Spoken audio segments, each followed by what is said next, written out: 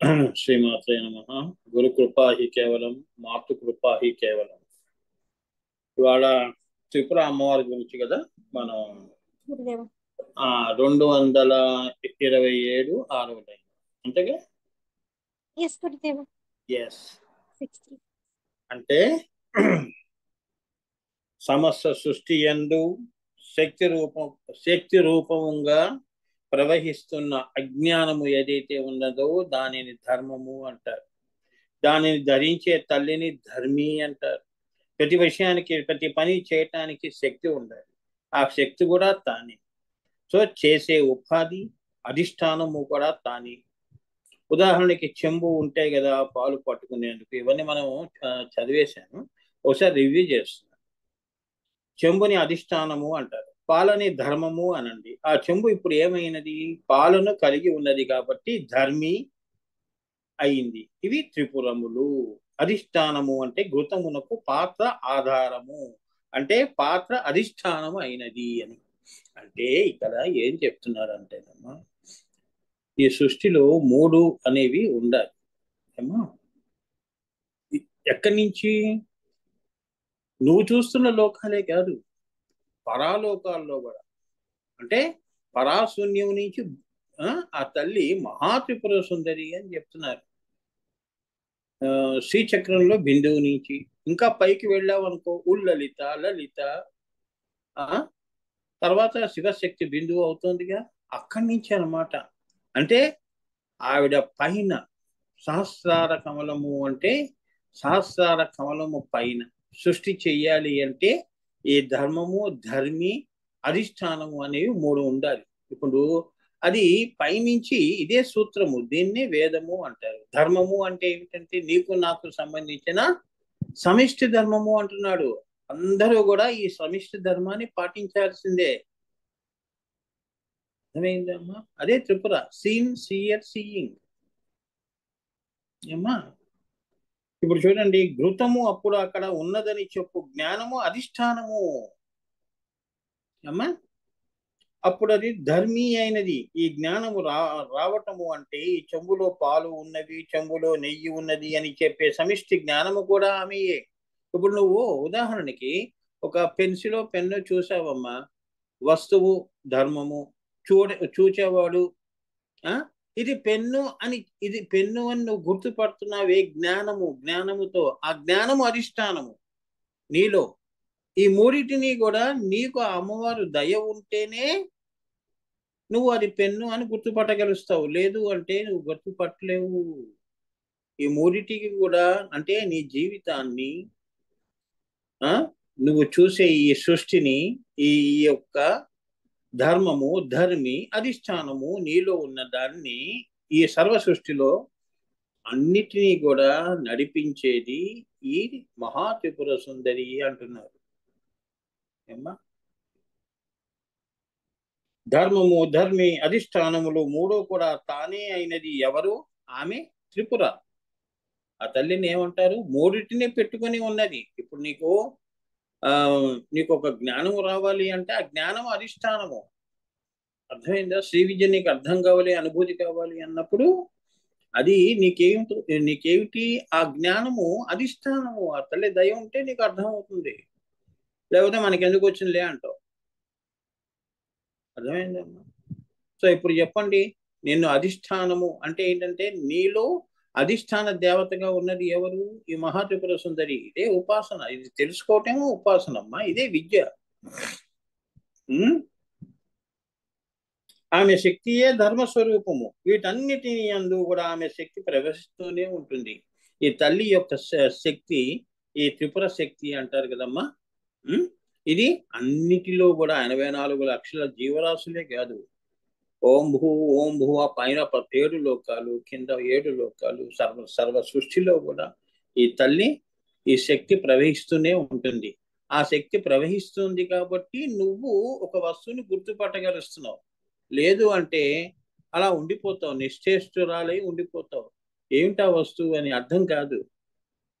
కొన్ని చూడండి, మీ జీవితాల్లో కూడా కొన్ని వస్తువులు మనకి అర్థం కావు. ఏంటంటే ఏమిటంటే అర్థం కావట్లేదు. అజ్ఞానం అనేది అమ్మవారు ఇవ్వలేదు అక్కడ, అందుకే వాళ్ళని గుర్తు. చూడండి, మీరు ఆ జ్ఞానం ఇవ్వాలి. ఇప్పుడు మన జీవితాల్లో కూడా చాలా మంది వచ్చిపోతూ ఉంటారు. సార్ మిమ్మల్ని నేను పలానా చోట చూశాను అంటే మనకు గుర్తుకు రాడు అతను ఎవరు. ఏదో గుర్తు చేస్తే అజ్ఞానం అనేది వెలుగుతుంది. అక్కడ త్రిపుర సుందరి ఉందని అధిష్టాన దేవతగా నీకు వాడిని గుర్తుపట్టే శక్తిని ఇస్తోంది. అదే ఆ శక్తి ప్రవాహము అనేది నీలో వచ్చినప్పుడు నీకు తెలుస్తుంది, వాళ్ళని గుర్తుపడతావు. ఇది మీకు చాలా సామాన్యంగా ఉంటుంది నేను చెప్పేటప్పుడు. అంత లోపలికి వెళ్ళావు అంటే భయపడిపోతావు అమ్మవారి శక్తిని చూసి. ఏమ్మా, అందుకే బహిర్లోకాలంతా మాయగా ఉన్నవన్నీ కూడా ఆ, బయట లోకాలు. ఏమ్మా, మాయనే ఇష్టపడే వాళ్ళు ఎక్కువ ఉంటారు. లోపల ఏంటంటేనమ్మా, శక్తిని నువ్వు చూసావనుకో అది నువ్వు భరించలేవు. ఆ జ్ఞానము నువ్వు చూసావు అంటే ఆశ్చర్యపోతావు. కానీ మరి అదే కదమ్మా, భగవద్గీతలో శ్రీకృష్ణుడి యొక్క విశ్వరూప సందర్శనం చేసి కళ్ళు తిరిగి కింద పడ్డాడు. అప్పుడు తుర్యంలో తీసుకెళ్లి వాడి ఆత్మని తీసుకెళ్లి అసలైన స్వరూపం చూపించాడు శ్రీకృష్ణుడు. ఈ భౌతిక నేత్రాలతో ఆయన ఏం చూస్తాడు వీడు? శక్తి అలా ఉంటుందమ్మా. సో సో శక్తి యొక్క ప్రాదుర్భావము కూడా ఆమెయే, శక్తి యొక్క సానుభవము కూడా ఆమెయే. ఈ మూడు శక్తులను తన యందే పెట్టుకున్నది ఎవరు? ఆమె త్రిపుర. నీకు సానుభూతి రావాలనుకో, ఇది పెన్ను, ఆహా ఇది నా పెన్ను అని నీకు ఆనందం వస్తుంది. ఆ సానుభూతి అది కూడా ఇచ్చేది అమ్మవారే. లేదు అంటే చాలా వస్తువులు కానీ చాలా మంది నిన్ను ఈ స్నేహాన్ని కోరుకునే వాళ్ళు కూడా చాలా దూరంగా ఉంటారు. ఆ తల్లి దయ లేకపోతే ఏమ్మా, అటువంటి వాళ్ళు నీ జీవితంలో రారు. ఆ తల్లి యొక్క కృప ఉండాలి, ఆ త్రిపుర అమ్మవారి యొక్క కృప. ఆ శక్తి నీలో ప్రవహిస్తే నీకు ఆ మహా త్రిపుర సుందరి విద్య అనేది నీకు సానుభూతం అవుతుంది. లేదు అంటే కేవలం జ్ఞానపరంగానే తెలుసుకుంటావు. అది కూడా ఏంటంటే, అవును అంతవరకు ఒప్పుకుంటాను నేను, త్రిపుర మూడు ఉంటేనే గాని ఈ సృష్టి జరగదు. ఈ మూడిట్లో ఏది తొలగించినా కూడా, అంటే ఇప్పుడు చూడండి, సూర్యుడు, చంద్రుడు, అగ్ని, ఈ మూడిట్లో ఒకటి తొలగిస్తే సృష్టి ఉండగలుగుతుందా? ఇప్పుడు ఇవాళ ఎండాకాలం జరుగుతోంది కదమ్మా, వేసవి ఎలా ఉంది, తాపం ఎలా ఉంది, దీని పక్కన చల్లదనం అనేది కూడా ఉంటుంది కదా సృష్టిలో. ఉంది కాబట్టి ఎండను తట్టుకుంటున్నాం. అగ్ని, ఆ సూర్యుడి నుంచి వస్తున్న అగ్నిని తట్టుకోవాలి, తాపాన్ని తట్టుకోవాలి. సూర్యాగ్నులు, అగ్ని సోమాత్మకం జగత్. ఈ మూడింటిని కూడా ఇవాళ మనం బతికి ఉన్నాము అంటే ఈ మూడింటిని అధిష్టానముగా ఆమె ఉన్నది త్రిపురగా నేను బతికిస్తోంది. అర్థమైందా అమ్మా? అదనమాట. ఈ మూడింటిని కూడా, అదే నీలో ఉన్న వాత పిత్త కఫాన్ని కూడా సమతుల్యంలో పెట్టే తల్లి, ఆ శక్తి కూడా ఆమెయే. ఇది నువ్వు తెలుసుకోవలసిన విద్య. అంటే త్రిపుర విద్య అంటే, త్రిపుర మహా త్రిపుర సుందరి విద్య అంటే ఆ తల్లి దయ అలా ఉండాలి. ఆ తల్లి దయ ఉంటేనే నీకు ఇవన్నీ నువ్వు గుర్తుపట్టగలుగుతావు. ఏమ్మా, మూడు అనేవి ఈ సృష్టికి ప్రాథమికమైన అవసరాలు. ఇందులో ఏది ఒకటి తొలగించినా సృష్టి లేదు అని చెప్తున్నారు ఇక్కడ. అమ్మవారు సృష్టి చేయలేదు. బ్రహ్మ విష్ణు మహేశ్వరులు సత్వ రజ స్తమో గుణాలు, అగ్ని సోమాత్మకం జగత్. ఏమ్మా, సీన్ సీయర్ సీయింగ్, ధర్మము ధర్మి అధిష్టానము. అవునా? శ్రీచక్రం కూడా అంతే కదా. శ్రీచక్రంలో బ్రహ్మ విష్ణు మహేశ్వరులు త్రికోణాంతర దీపిక కదమ్మా. సో మధ్యలో ఎవరున్నారు? సానుభూతి, ఆమెయే మహా త్రిపుర సుందరి.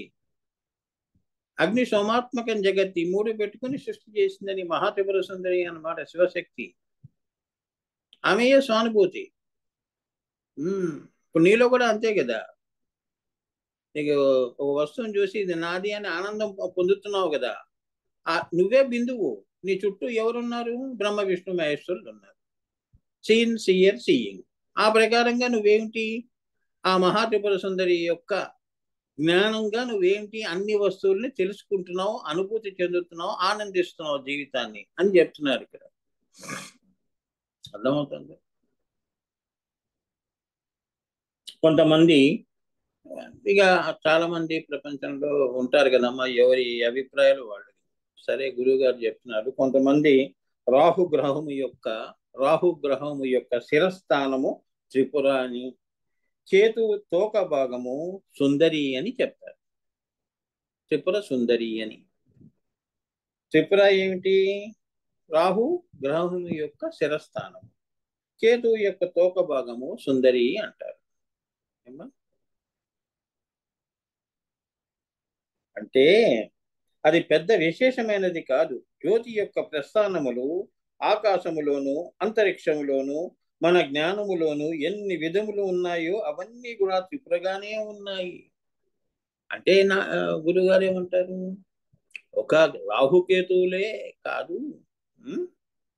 ఏమ్మా, ఇప్పుడు కేతువు అంటే ఏంటంటేనమ్మా, ఇప్పుడు రాహు శిరస్థానమేమో త్రిపుర అన్నారు కదా, అంటే బిందువు అనుకోండి. అంతరిక్షంలోకి వచ్చినప్పుడు రాహు కేతువులు ఉంటారు కదా, ఇది కేతువు. కింద కేతువు, పైన రాహు, బిందు స్థానము రాహు, తోక ఏమో ఈ అంతరిక్షంలో ఉన్న ఈ యొక్క కేతువు యొక్క తోక.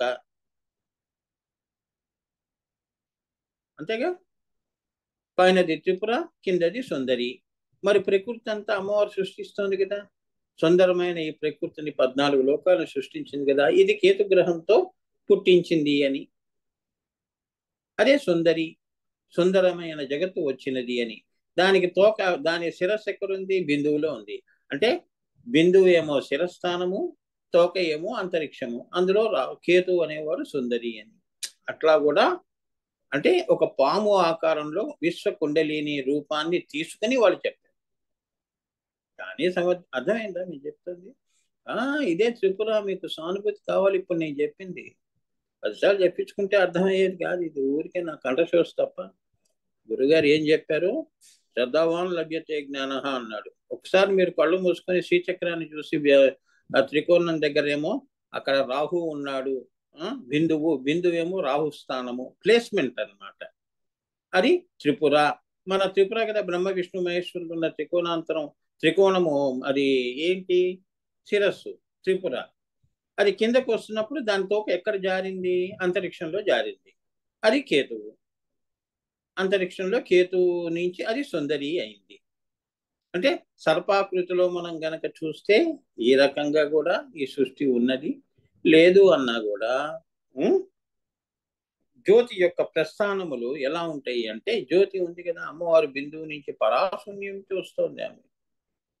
చాలా ఈ కథ ఎలా ఉంటుందంటేనమ్మా, ఇక్కడ మనం చిన్న నీ కథేంటి నా కథేంటి అంటూ చాలా చిన్న మనస్తత్వాలతో మనం చెప్పుకుంటున్నాం. అమ్మవారి ఆత్మకథ చెప్పాలి అంటే, పరమాత్మ కథ అది ఆమె నుంచి వచ్చినవే ఆత్మకథలు. ఆత్మలు ఆమె నుంచి వస్తున్నాయి. ఆమెకి ఎందుకు ఆత్మకథ?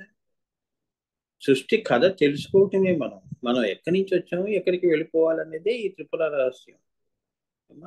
అందుకే అమ్మవారి గురించి చెప్పేటప్పుడు నీకు ఆనందం కలిగించే విషయాలు పెద్దగా ఏమి ఉండవు. ఏదో ఒకటి కథ గురించి చెప్తున్నప్పుడు శ్రద్ధగా వింటావు. వాడికి ఇలా అయిందండి, వీడికి అలా అయిందంటే ఆనందిస్తావు. కానీ అమ్మవారి శ్రీ విద్య ఎలా ఉంటుందంటే డ్రై సబ్జెక్ట్గా అనిపిస్తుంది, కానీ అనుభూతి చెందిన వాళ్ళకి అది బ్రహ్మానందము, బ్లిస్ బియాండ్ జాయ్. సామాన్య మానవులకి అర్థం కాదు. చిన్నపిల్లలకి ఏం అర్థం అవుతుంది? మహాభారతం, నువ్వు పెద్ద పెద్ద సినిమాలు తీసుకెళ్ళావు అనుకో, సెంటిమెంటల్ సినిమాలు, పిల్లలకి ఏం అర్థం అవుతుంది? అర్థం కాదు.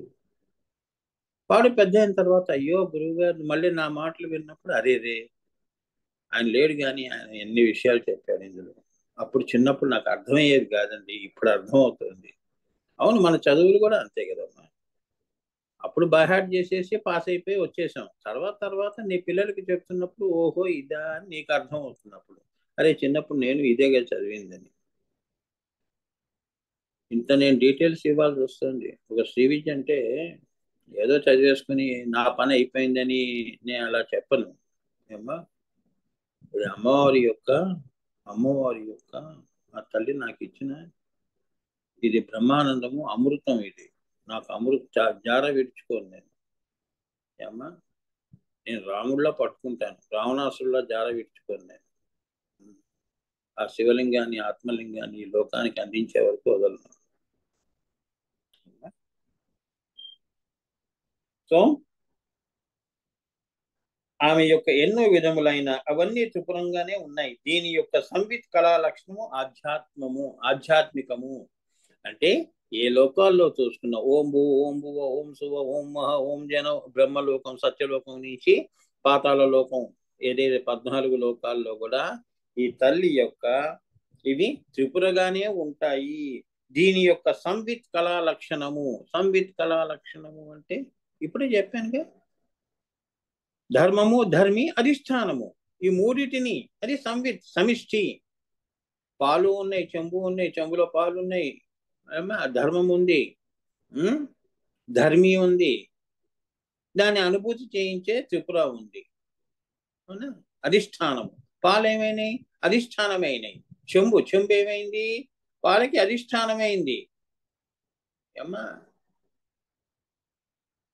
ఈ మూడు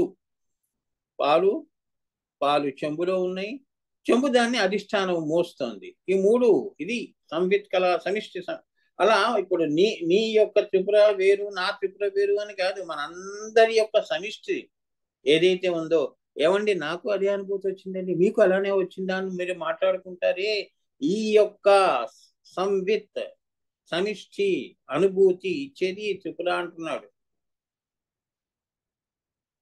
చాలా ఇది ఎవరికి పడితే వాళ్ళకి కాదు, ఇది అందుకే మహాత్రిపుర సుందరి అన్నారు. త్రిపుర అన్నది 3వ కన్ను వరకు అమ్మా. పైన ఏమిటి, నీ ఆత్మ బయటకు వచ్చినప్పుడు అది మహాత్రిపుర సుందరి అయిందని, సంవిత్ కళ అయింది. నువ్వు వెస్టిగా ఉన్నవాడికి సమిష్టిలో వెళ్ళావు, సంవిత్ కళలోకి సమిష్టి. అది ఆజ్ఞ కింద నువ్వు నేను సీయింగ్ సప్పర భేదములు పెట్టుకుంటున్నావు, మూడింటిని వేరుగా చూస్తున్నావు. కలిపి చూడటం అనేది తుర్య. అక్కడ నీకు మహాత్రిపుర సుందరి సానుభూతి అవుతుంది. అక్కడే నీ త్రిపుటి భంగం అయినప్పుడు మహాత్రిపుర సుందరి, అది అసలైన త్రిపుర ఉపాసన అంటే. అర్థమైందా? ఈ అక్కడి నుంచి పైన ఎలా ఉంటుందో ఇది చాలా గొప్ప త్రిపుర ఉపాసన అంటే సామాన్యమైనది కాదమ్మా.